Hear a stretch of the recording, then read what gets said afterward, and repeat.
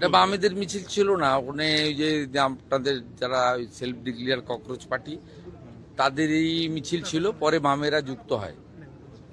তা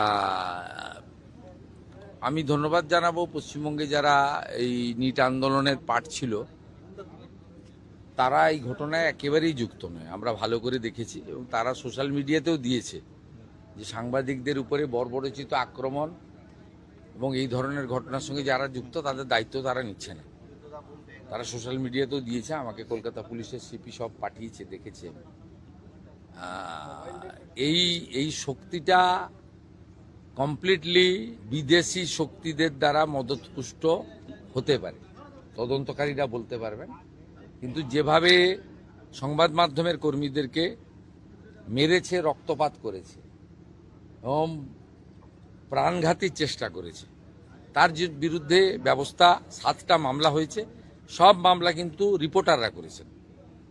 police 2-1টা suo motu মামলা করেছে, কিন্তু রিপোর্টাররাই এগিয়ে এসে করেছেন। এই প্রথম পশ্চিমবাংলায় রিপোর্টাররা বছরের পর বছর ধরে আক্রান্ত হয়েছে। 23-এর পঞ্চায়েত ভোটে কি অবস্থা হয়েছে আপনারা দেখেছেন, 22-এর পুরো ভোটে কি হয়েছে, ভাঙড়ে কিভাবে পিটানো হয়েছে, সন্দেশখালীতে পিটানো হয়েছে, অভয়া আন্দোলন, আরজিকর আন্দোলনে কিভাবে মার খেয়েছে রিপোর্টাররা, কিভাবে রক্তপাত হয়েছে। না প্রেস ক্লাব কোনো ভূমিকা নিয়েছে, না তদানীন্তন মুখ্যমন্ত্রী বা পুলিশ কোনো ভূমিকা নিয়েছে, না কেউ গ্রেপ্তার হয়েছে।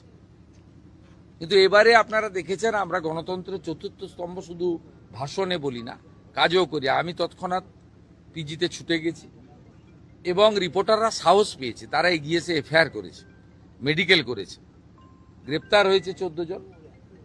যাদের ভিডিওতে দেখা গেছে তারা গ্রেপ্তার হয়েছে। এদের সঙ্গে ককরোচ পার্টি, নিট আন্দোলনের কোনো সম্পর্ক নেই। এরা কেউ ছাত্র নয়, এরা কমপ্লিটলি জামাতি, মৌলবাদী এবং ভারতবর্ষকে দুর্বল করতে চায়, অশান্তি করতে চায়।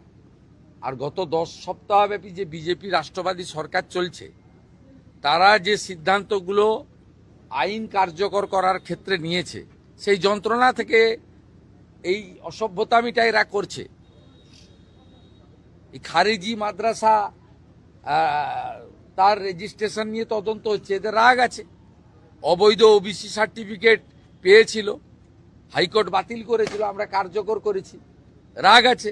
1950 সালে পশু হত্যা আইন কার্যকর হয়েছে, রাগ আছে। আপনার আমাদের সাউন্ড পলিউশন নিয়ে আমরা কিছু বিধি নিয়েছি, এদের রাগ আছে। এই লোকেরা এইসব করতে এখানে এসেছে। প্রধানমন্ত্রীর ছবিতে লাথি মারা, মুখ্যমন্ত্রীর ছবিতে লাথি মারা, প্রধানমন্ত্রীকে ব্যক্তিগতভাবে যে ছবি মানে চোখে দেখা যায় না, এটা আন্দোলন নাকি? আর দিল্লিতে তো ওরা অ্যালাউ করেনি, বা অন্য জায়গায়। আজাদি আজাদি কি?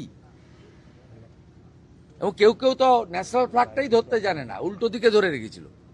এরা কেউ আন্দোলনের লোক নয়, ছাত্র নয়, এরা গুন্ডা। গুন্ডা দমন আইনে ব্যবস্থা হবে। গতকাল বিধানসভায় যা বলেছি ওটাই ফাইনাল।